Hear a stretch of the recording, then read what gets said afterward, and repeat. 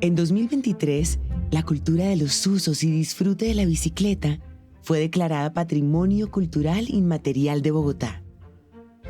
Este hito representa la cima de la carrera emprendida hace un siglo por los ciclistas colombianos. ¿Sabes cómo nació en Colombia la cultura de la bicicleta? Yo te lo voy a contar, porque eso lo sé de memoria. En 1890 empezaron a llegar de Europa a Colombia las primeras bicicletas, o velocípedos, como se llamaban entonces. Bueno, la bicicleta es como el invento final de una serie de prototipos que se inventaron en el siglo XIX, los velocípedos, los que tienen la rueda delantera muy grande, y la bicicleta llega a Colombia hacia 1890. Digamos que el primer invento exitoso de la bicicleta fue en 1885 en Inglaterra, y unos años después las bicicletas se arriban a América Latina, ciudades como por ejemplo Buenos Aires, Sao Paulo, Río de Janeiro, y también llegan a Bogotá. Un señor de apellido Duperli era un fotógrafo muy famoso que llegó de Centroamérica a la ciudad de Barranquilla y empezó a promover fotografías de ciclismo que fueron creando un ambiente grande.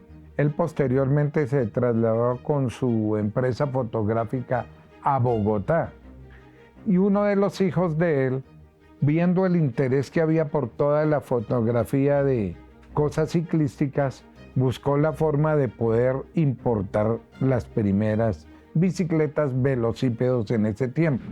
Las primeras bicicletas fueron concebidas como artefactos de la élite, que se usaban especialmente para hacer deporte en espacios como el hipódromo o el circo de toros. Con ellas llegaban también nuevas prácticas de ocio y la idea de asociaciones deportivas y espacios urbanos dedicados a la práctica ciclística. Bueno, las bicicletas llegan a Colombia y en particular a Bogotá y a las grandes ciudades más o menos a principios del siglo XX, un poquito antes tal vez, y llegan como de alguna manera una práctica de élite, venían de Europa, digamos, y de esta mirada europea ya en ese momento de una movilidad sostenible, más económica, y curiosamente empiezan a ser adoptadas, bueno, mucho por hombres y por políticos. Leo Kopp, por ejemplo, fundador de Bavaria, que tiene su lugar patrimonial en el cementerio central, andaba en bici, otros políticos de la época andaban en bici también, y de alguna manera fue apropiada por las élites en 1920, 30, 40. En el 50 hay un giro muy importante, se construye el velódromo central, por ejemplo, y en el 52 se instala la fábrica de Monarch. ¿Quién no se acuerda de las Monarch, de las monaretas, de esta democratización de la bici tan potente que hizo que la bici empezara a ser ya también una práctica mucho más común y donde algunas mujeres también empezaron a incursionar? Entre 1930 y 1940, el ciclismo aficionado dejó ver su auge nacional, teniendo presencia en los Juegos Deportivos Nacionales de Medellín en 1932, los Juegos Bolivarianos de Bogotá en 1938 y múltiples certámenes regionales que seguían sumando fanáticos, como la Vuelta a Usaquén, la Vuelta a Chapinero, la Doble a Suba, la Doble a Fontibón, entre muchas otras competencias en las que corrieron trabajadores de las principales fábricas de la ciudad. Ante este creciente interés y con la mirada siempre puesta en el desarrollo del deporte en Europa, empezó a cocinarse la idea de realizar una Vuelta a Colombia, tal como el Tour de Francia que se venía haciendo desde 1903 o el Giro de Italia desde 1909. En ese año 1938, el presidente, mediante un decreto, creó la Asociación Nacional de Ciclismo, que fue el empezar, digamos, de la organización ciclística del país. Esa asociación empezó a promover distintas competencias. Había unas competencias a partir de 1945. Y fue creando un ambiente ciclístico muy grande. Y fue cuando empezó a promoverse la Vuelta a Colombia. De alguna manera, una impronta o una huella grande para que surja esa cultura ciclística y ese amor por el ciclismo, pues tiene que ver con la misma Vuelta a Colombia. en donde participan seres anónimos, obreros, jornaleros, campesinos, que gracias a, digamos, ese enfrentamiento crucial, titánico contra una geografía muy especial como es la de Colombia, pues se erigen, se van erigiendo, se van convirtiendo en esos héroes épicos, ¿no? La idea de realizar una competencia nacional al estilo de las europeas tuvo varios protagonistas como los directivos de la Liga de Ciclismo de Bogotá, Guillermo Pignalosa, Donald Raskin y Mario Remolacho Martínez, y los periodistas deportivos Pablo Camacho y Jorge Enrique Buitrago Mirón. Pero el personaje clave del inicio de esta historia definitivamente fue el ciclista Efraín Forero Triviño. El Zipaforero, Efraín el Zipaforero, ganador de la primera Vuelta a Colombia, pues era un jornalero, trabajaba como cadenero primero en una fábrica de soda y él se desplazaba en su bicicleta de todos los días del trabajo a la casa y de la casa al trabajo. Ese primer triunfo de Efraín Zipaforero creó un estatus del ciclismo muy grande. No había competencia donde no hubiera cantidad de gente en las salidas, en las llegadas, en los recorridos, y con las transmisiones radiales que se hacían en ese momento se fue creando una conciencia y un ambiente de que la Vuelta a Colombia era el gran evento nacional donde la gente compartía con sus deportistas. Pero la primera Vuelta a Colombia no hubiera sido posible sin el apoyo de los diarios más importantes del país. El Espectador y El Tiempo invirtieron recursos y divulgaron el evento en todo el país.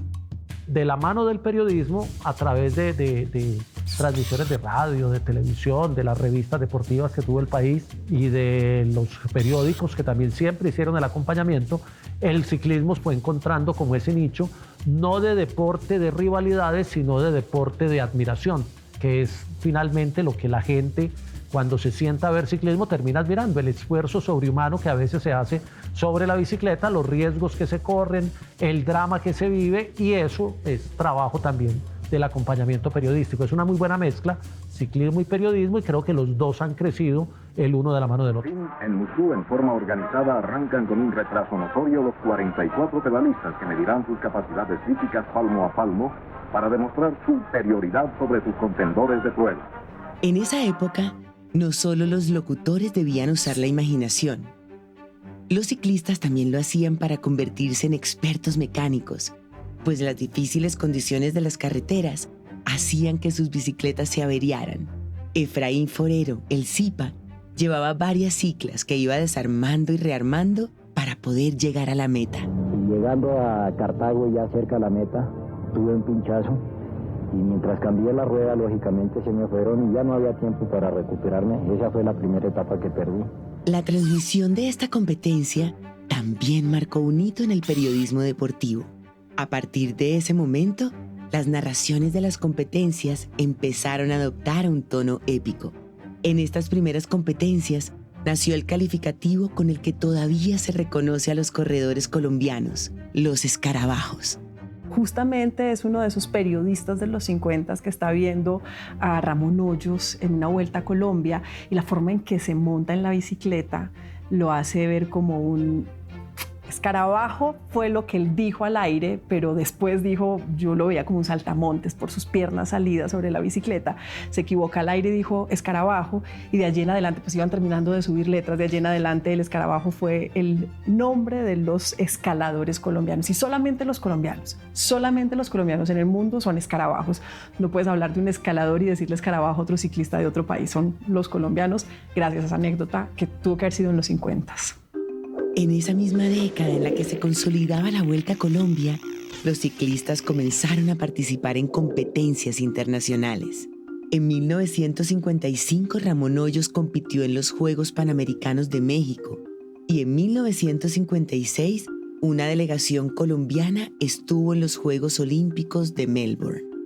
Desde los años 50, el ciclismo comienza a ser uno de los principales deportes de representación nacional al exterior, en gran medida con el impulso del general Gustavo Rojas Pinilla y se logra participar en Panamericanos, en Olímpicos y en Campeonatos Mundiales de Ciclismo, en los cuales comienzan a haber algunas actuaciones destacables y van a generar sobre todo la esperanza de que la primera medalla olímpica colombiana podría ser de Martín Emilio Rodríguez Cochise, y esto genera un impulso en el ciclismo competitivo de representación. Cuando hay figuras, cuando se destacan las figuras, son un ejemplo para la juventud. Entonces, todo el mundo quería emular los triunfos de Lucho, los triunfos de Parra, los triunfos de Martín Ramírez, los triunfos de todos estos ciclistas que le han dado tanta gloria a Colombia. También en los años 50 aparecen dos fenómenos interesantes a nivel pictórico y literario.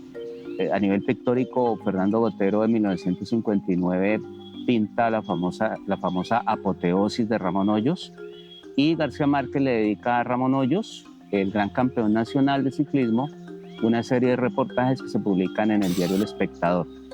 ¿Qué sucede allí? Ahí está, por el lado del cuadro, la bandera de Colombia como factor integrador, y por el lado del reportaje, evidentemente, al hablar Ramón Hoyos de las diversas etapas, también está redescubriendo un país y por ende nos está hablando de una identidad nacional.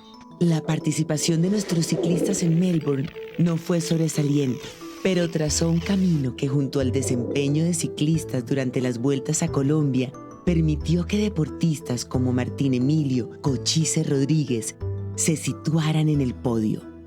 El Magdalena Michuca, pues el récord de la hora fue muy bueno, fue una experiencia muy bonita, ya que cuando hice el récord, pues vi que entraba ya en un palmarés mundial. Pero en el mundo del ciclismo colombiano no todo eran competencias. Un gran hito que le cambió la cultura a Bogotá en 1974 fue la gran manifestación del pedal, cuyo propósito fue cerrar el paso a los automóviles en 80 cuadras de la ciudad para el tránsito de las bicicletas. El impacto de la movilización le dio fuerza a la organización Procicla y logró que en la ciudad se construyeran carriles exclusivos para bicicletas. En la década de los 80, el ciclismo colombiano hizo historia en el mundo. Hasta ese momento, los ciclistas eran amateurs, no encontraban muchas competencias en donde su actuación fuera posible, pues solo se admitía a profesionales. Con eso en mente, dos periodistas deportivos, Óscar Restrepo y Héctor Urrego, buscaron la oportunidad de llevar un equipo colombiano a una de las carreras más reconocidas de Europa para amateurs, el Tour del Avenir.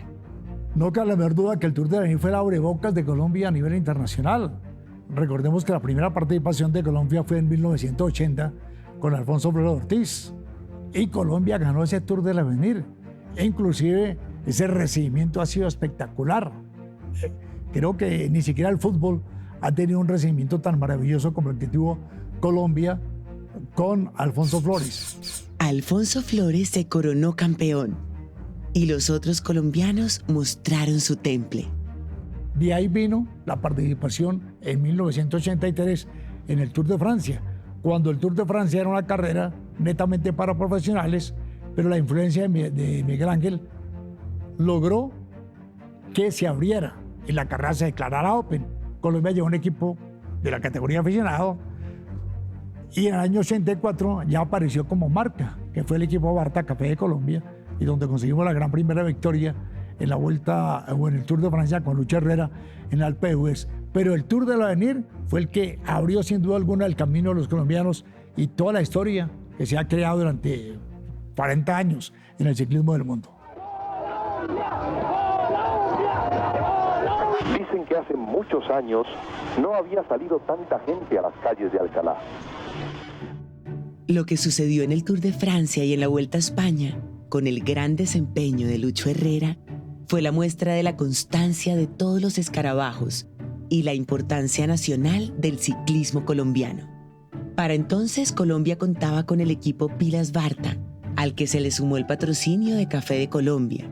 Y gracias al desempeño de Lucho Herrera en los Alpes, los premios de montaña se volvieron símbolo de Colombia. En 1984, el presidente Belisario Betancur expidió el decreto 1426, por el cual el gobierno nacional declaró el ciclismo como práctica deportiva de especial significación para el país, lo cual profundizó el amor por la bicicleta por parte de los colombianos. En ese mismo año se institucionalizó la ciclovía en Bogotá todos los domingos. El ciclismo es tal vez el único deporte que es multiestrato, es urbano, es rural, llega a la mayor parte de los municipios y si bien hay una cierta tradición más hacia el centro del país, el ciclismo es una práctica que se da en el Atlántico, en el Pacífico, en los llanos, en la Orinoquía y une a los colombianos. En el Tour de Francia de 1988, Fabio Parra logró llegar al podio en tercer lugar, una posición nunca antes alcanzada por un colombiano. Pero antes, en 1986, Colombia llevó un equipo de mujeres ciclistas al Tour de Francia, bajo la dirección técnica de Efraín El Zipa Forero. En el equipo Postobón partieron Luzmeri Tristán, Rosa María Ponte, Florines López, Alicia Bulla, Rosa Emma Rodríguez, Livia Ortega y Nelly Alba. 6 de las 7 terminaron la carrera y Rosa Emma fue la mejor ubicada en la general, quedando en el puesto 68 en su primera participación en una carrera europea. El camino de las mujeres en el ciclismo ha sido un camino muy duro. El deporte per se es un deporte rudo, difícil. La historia de Colombia en general en el ciclismo internacional no ha sido fácil y los triunfos que hemos tenido han sido muy luchados y muy peleados y con unas historias increíbles. Y las mujeres en particular la han tenido mucho más difícil. La han tenido más difícil porque no ha habido escenarios internacionales permanentes como sí lo ha habido para los hombres, no ha habido apoyo permanente como sí lo ha habido para los hombres y han sido guerreras que con la ilusión, el sueño y las ganas han sabido abrirse lugares. Durante la década de los 90 tomaron más protagonismo que el ciclismo otros deportes como el fútbol, el boxeo, el atletismo, el tenis y el automovilismo. A pesar de eso, los ciclistas siguieron trabajando para lograr avanzar en su disciplina. Entre tanto, en Bogotá, durante los 90, el ciclismo también tuvo un hito. El Plan de Desarrollo Económico, Social y de Obras Públicas en el capítulo de movilidad desarrolló el proyecto Ciclorruta. Se construyó un circuito de ciclovías permanentes en el Distrito Capital, que articuló el sistema verde e hídrico metropolitano y que sirvió como medio de recreación. De esa manera, más allá de una práctica deportiva, el ciclismo pasó a transformarse en un medio de transporte económico y amable con el medio ambiente. En los años 90 la bici empieza a ser algo mucho más democrático, no solo para moverse para el trabajo, que sigue siendo muy importante, sino para moverse para reivindicar pues, el vínculo social del parche, del colectivo, de conocer mejor unos lugares. Entonces es un espacio, digamos, democrático en el que no hay, digamos, diferencia. La persona del sur, del norte, de cualquier lugar puede salir, no importa el estrato social, no importa su condición de género. Es un espacio, digamos, seguro, democrático y que ha sido parte fundamental de la identidad de los bogotanos. Como dato, pues más de 300 ciudades en el mundo han implementado programas como la ciclovía para el bienestar de la ciudadanía. Con el nuevo milenio llegaron más triunfos en el ciclismo para los colombianos. El Tour de Francia del 2000 vio aparecer un nuevo ciclista que corría para el equipo español Kelme, Santiago Botero. En esa ocasión ganó la etapa 13 y se coronó campeón de la montaña. Al año siguiente, su escenario de victoria fue la Vuelta a España con 2 etapas. En 2002, Botero fue campeón mundial en contrarreloj individual en Bélgica, marcando así un hito en su carrera y en la historia del ciclismo colombiano. Pero mientras eso sucedía en Europa, en las montañas colombianas, la bicicleta se convertía en el vehículo para reconocer al país. Colombia es paisaje, pero también es olor a café. En otro momento uno baja de la montaña y baja al valle y es olor a caña. El sonido de los ríos En esa medida, pues yo creo que la bicicleta a nivel de la aventura, del cicloviaje, lo que nos proporciona es una inmensa nostalgia por el país y una gran posibilidad de comprenderlo, de comprender sus distintas facetas y matices, ¿no? El avance del nuevo siglo trajo no solo para Bogotá, sino para el resto del país, el desarrollo de las ciclorrutas. Desde entonces se consideran un corredor vial, alterno a la calzada, para el tránsito exclusivo de ciclistas, integrando de esa forma la actividad deportiva con el uso cotidiano de la bicicleta. La ciclovía tiene esto de tomarse el espacio público de las avenidas más importantes de la ciudad y de alguna manera construir una práctica que va mucho más allá del deporte. La práctica de la ciclovía es muy importante porque lo que construye es una diversidad de identidades en un domingo, en una franja, digamos, vial alrededor de la bici. Entonces en la ciclovía pasaban cosas y aún pasan cosas tan interesantes como los vendedores, los mimos, los artistas, confluyen la persona que lleva a su perro, la familia, el deportista un poquito más extremo que también va a la ciclovía. En ese momento, el furor por los héroes ciclistas pasó a un segundo plano, pero eso no impidió que algunos deportistas trajeran nuevas glorias al ciclismo colombiano. María Luisa Calle, por ejemplo, logró por primera vez para Colombia una medalla de bronce en la competencia de pista en los Juegos Olímpicos de Atenas 2004. María Luisa fue la gran gestora de varios eventos colombianos e internacionales. María Luisa ha sido campeona panamericana, campeona centroamericana, no solamente en pista, sino también en ruta. Corrió las pruebas en Colombia, corrió varias veces aquí en Colombia algunas competencias. Corrió la clásica del departamento del Valle del Cauca con los varones. Allí estuvo María Luisa Calle y creo que es gestora de lo que hoy en día conocemos como la rama femenina también en nuestro país, haciendo parte del énfasis del entorno del ciclismo mundial. Cuando empecé a correr ruta y pista, ya el ciclismo estaba muy parado, muy quieto. Hubo una época que sí había muchas niñas, pero ya cuando yo empecé, 10 años, estaba muy quieto el ciclismo de ruta. Pienso que yo con mis resultados otra vez volví como a abrir como las puertas para que más niñas, el ciclismo de pista renaciera y participar en Copas del Mundo, en campeonatos mundiales, en Juegos Olímpicos. Y mientras las mujeres se empoderaban cambiando anquilosadas creencias relacionadas con el uso de la bicicleta, en 2010, la clásica carrera del Tour del Avenir vio ganador a un nuevo colombiano, Nairo Quintana. Pero el joven boyacense no era el único. Su equipo Café de Colombia tenía una plantilla de nombres que no se olvidarían, entre ellos Darwin Atapuma y Esteban Chávez. Con ellos empezó a despertarse nuevamente la fiebre del ciclismo nacional. Al año siguiente, Chávez se coronó como campeón del Avenir, con lo cual Colombia estuvo en el lugar más alto del podio 2 años consecutivos. En ese mismo año se hizo protagonista del ciclismo colombiano Mariana Pajón, quien había ganado todas las medallas posibles durante su infancia en la categoría BMX. En 2011, Mariana Pajón ganó oro en el Mundial de Bicicross y en 2012 conquistó el oro en los Olímpicos de Londres. Pero la hormiga atómica, como fue bautizada Mariana Pajón, no paró ahí. Siguió entrenando para presentarse en los Olímpicos de Río 2016, donde a pesar de sufrir afecciones en su rodilla, logró ganar una vez más medalla de oro. Estos logros de las mujeres a nivel nacional, en términos de la bicicleta en particular, hablamos de María Luisa Calle o Mariana Pajón en la BMX, han sido muy interesantes porque de alguna manera han despertado la posibilidad de que otras chicas jóvenes vean en ellas un modelo y puedan decir, no solamente yo puedo montar bici en la ciudad y ser autónoma y libre para montar bici con mis amigas en la ciudad y hacer parche o con mis amigos, sino que también a través de la bici puedo ser una deportista reconocida internacionalmente y las mujeres, digamos, sí podemos hacerlo. Entre 2010 y 2014, el nombre de Nairo Quintana se hizo cada vez más cotidiano en el país y en el viejo continente.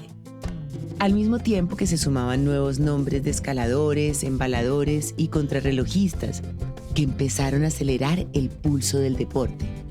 Por ejemplo, En 2012 apareció Fernando Gaviria, un paisa embalador con el título de ser el ciclista más joven en alcanzar 2 títulos mundiales.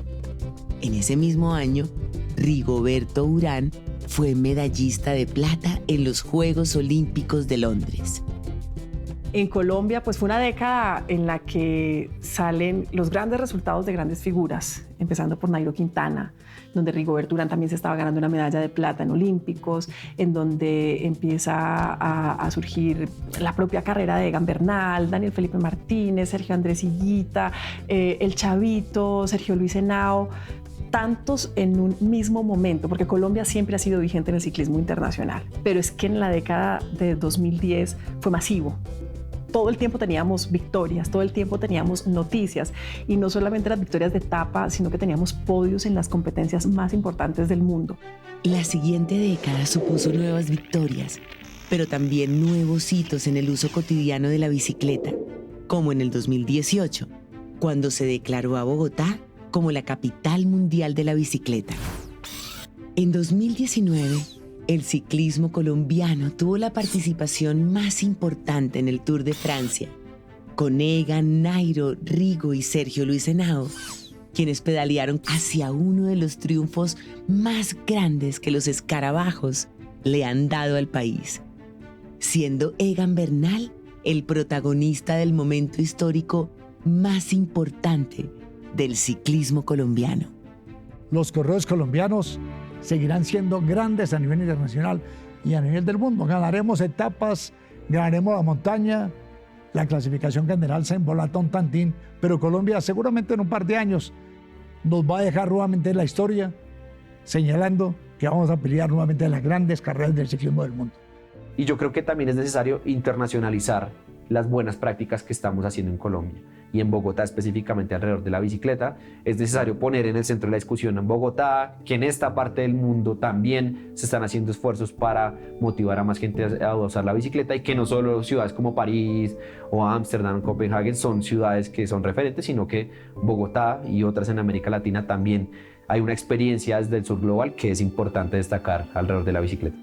La clara importancia de las múltiples victorias del ciclismo colombiano se suma a la presencia de la bicicleta en la vida cotidiana de miles de colombianos, que ven en este artefacto un medio de transporte, una declaración política, una forma de recreación o un lugar de encuentro con amigos. El ciclismo es parte de nuestra identidad, porque cada vez que un escarabajo conquista la cima de una montaña, podemos recordar el primer pedaleo que dimos en la ciclovía. ¿Sabías que tu caballito de acero tenía tanto que ver con la historia y la cultura del país?